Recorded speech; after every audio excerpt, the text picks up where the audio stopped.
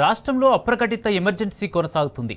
అంబేద్కర్ విగ్రహం దగ్గర ధర్నాకు పిలుపుతో బీఆర్ఎస్ నేతలను పోలీసులు ఎక్కడికక్కడ అరెస్ట్ చేస్తున్నారు. తాజాగా ఎమ్మెల్సీ కవితను పోలీసులు హౌస్ అరెస్ట్ చేశారు. ఆమె ఇంటి ముందు పోలీసులు భారీగా మోహరించారు. ప్రజాపాలన ఉత్సవాలు ఓవైపు, ప్రశ్నించే గొంతుకుల అణిచివేత మరోవైపు జరుగుతుందని బీఆర్ఎస్ నేతలు మండిపడుతున్నారు. ఇప్పటికే ఎమ్మెల్యేలు, ఎమ్మెల్సీలను పోలీసులు హౌస్ అరెస్ట్ చేశారు.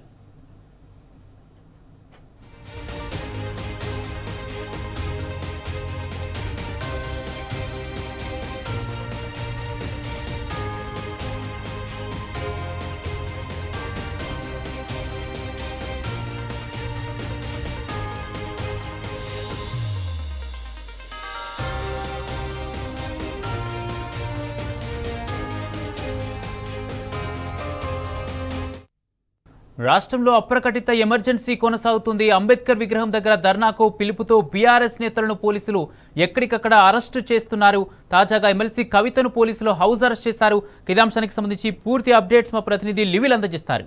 లివిల్, ప్రజాపాలన ఉత్సవాలు ఓవైపు, ప్రశ్నించే గొంతుకల అణిచివేత మరోవైపు తెలంగాణ రాష్ట్రంలో జరుగుతున్నది.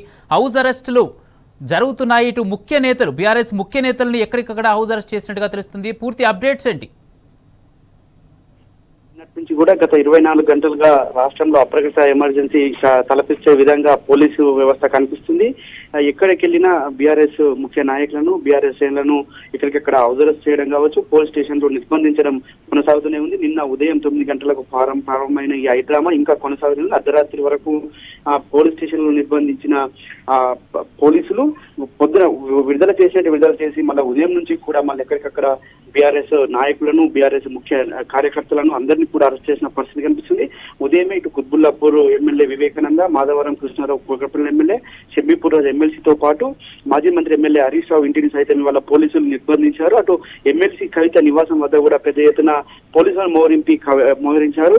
ఇక్కడ అనేక మంది బీఆర్ఎస్ శ్రేణులను హైదరాబాద్ ఎన్టీఆర్ మార్గ్ లో ఉన్న 125 అడుగుల అంబేద్కర్ విగ్రహం దగ్గర ఆయన వర్ధంతి సందర్భంగా నివాళులర్పించేందుకు పెద్ద ఎత్తున అక్కడికి వస్తారన్న ఒక నెపంతోనే ఇవాళ బీఆర్ఎస్ శ్రేణులను ఎక్కడికక్కడ అడ్డుకోవడం పట్ల కూడా బీఆర్ఎస్ ఎమ్మెల్యే మాజీ మంత్రి హరీష్ రావు తీవ్రంగా స్పందించారు. దీన్ని మేము ఖండిస్తున్నాం. ఒక మహనీయుడి వర్ధంతి సందర్భంగా నివాళులర్పించే స్వేచ్ఛ కూడా లేదా ఈ ప్రజాపాలనలో? ఈ అప్రకటిత ఎమర్జెన్సీ ఏంటని చెప్పేసి కూడా ఆయన ప్రశ్నించారు. అంతేకాకుండా నిన్న ఏదైతే 125 అడుగుల అంబేద్కర్ విగ్రహం దగ్గర మేము ఖచ్చితంగా అక్కడికి వెళ్ళి నిరసన తెలుపుతాం, నివాళులర్పిస్తాం, ఆ మహనీయుని సేవలు మేము కొనియాడతామని చెప్పేసి చెప్పారు. అంతేకాకుండా ఆర్టికల్స్ ఏదైతే ఉందో తెలంగాణ స్వరాష్ట్రం కోసం ఆనాడు అంబేద్కర్ రచించిన రాజ్యాంగంతో ఆ స్ఫూర్తితోటి ఇవాళ తెలంగాణ స్వరాష్ట్రం సాధించుకున్నాం, అలాంటి మహనీయునికి నివాళులర్పించే కూడా ఇవాళ పోలీసులు మమ్మల్ని అడ్డుకుంటున్నారని చెప్పేసి కూడా తీవ్ర స్థాయిలో ధ్వజమెత్తారు.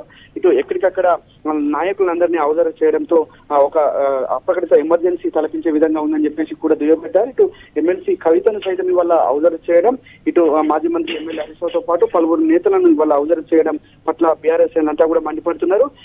ఇలాంటి పాలన గత ఉమ్మడి రాష్ట్రంలో సైతం చూలే ఆనాడు స్వరాష్ట్రం కోసం కూడా ఉద్యమం చేసినాడు కూడా ఈ విధంగా అవసరస్తులు చేయలేదు. ఆనాడు స్వరాష్ట్రం కోసం ఎంతో ఉద్యమాలు చేసాం. అలాంటి పరిస్థితి మళ్ళీ ఒక్కసారి ఈ కాంగ్రెస్ ప్రభుత్వం తీసుకొచ్చింది. ఇందిరమ్మ రాజ్యం అంటే ఇందిరమ్మ ఎమర్జెన్సీని తలపించే విధంగా వాళ్ళ పాలన కొనసాగిస్తున్నది ప్రజాపాలన అని చెప్పేసి కూడా మండిపడుతున్నారు. ప్రజా ఉత్సవాలను ఒకవైపు చేస్తూనే మరోవైపు ప్రశ్నించే గొంతుకలను ఎక్కడికక్కడ అణిచివేస్తున్నారని చెప్పేసి కూడా తీవ్రస్థాయిలో మండిపడుతున్న పరిస్థితి కనిపిస్తుంది. ఇటు తెలంగాణ రాష్ట్ర వ్యాప్తంగా ఇప్పటికే చాలా వేలాది సంఖ్యల కార్యకర్తలను, బీఆర్ఎస్ ముఖ్య నాయకులందరినీ కూడా అరెస్ట్ చేసిన పరిస్థితి ఉంది. తాజాగా కొద్దిసేపటి క్రితమే ఇటు సిద్దిపేట, కరీంనగర్, సిరిసిల్ల, హుజురాబాద్ నుంచి హైదరాబాద్ కు వస్తున్న కార్యకర్తలను కూడా అరెస్ట్ చేసి వివిధ పోలీస్ స్టేషన్ తరలించినట్టు కూడా తెలుస్తుంది. మొత్తానికి చూసుకున్నట్టయితే వాళ్ళ ప్రజాపాలన కాదు, ప్రజా వ్యతిరేక పాలన, ప్రజా నిరంకుశత్వ పాలన అని చెప్పేసి కూడా మరొకసారి స్పష్టమైందని చెప్పేసి కూడా మాజీ మంత్రి ఎమ్మెల్యే హరీష్ రావు తీవ్రస్థాయిలో ధ్వజమెత్తారు. కుమార్, అయితే లివిల్, అంటే శాంతియుతంగానే ధర్నాకు బీఆర్ఎస్ పార్టీ పిలుపునిచ్చింది. శాంతియుతంగానే ధర్నా చేసుకునేందుకు ముఖ్య కార్యకర్తలందరూ కూడా వచ్చే ఏర్పాట్లు చేసుకున్నారు. ఈ నేపథ్యంలో ఎందుకు హౌస్ అరెస్టు ముఖ్య నాయకుల్ని చేస్తున్నారు? పోలీసులు దీనికి ఏం సమాధానం చెప్తున్నారు? పోలీస్ నుంచి మాకు వచ్చే సమాధానం ఒకటే, మాకు పై అధికారుల నుంచి మాకు ఆదేశాలు ఉన్నాయి. ఆదేశాల అనుసారమే మేము ఈ విధంగా ప్రవర్తిస్తున్నాం. మాకు ఖచ్చితంగా మేము ఎవరిని కూడా వెళ్ళనివ్వం, మీరు ఏదైనా ఉంటే ఇక్కడే ఉండండి అని చెప్పేసి కూడా చెప్తున్న పరిస్థితి కనిపిస్తుంది. అయితే చాలా మంది ఇటు మాజీ మంత్రి హరీష్ రావు ఇంటి దగ్గర సైతం వందల సంఖ్యలో పోలీసులు మోహరించడం, ఇటు ఎమ్మెల్సీ కవిత ఇంటి దగ్గర కూడా అదే పరిస్థితి.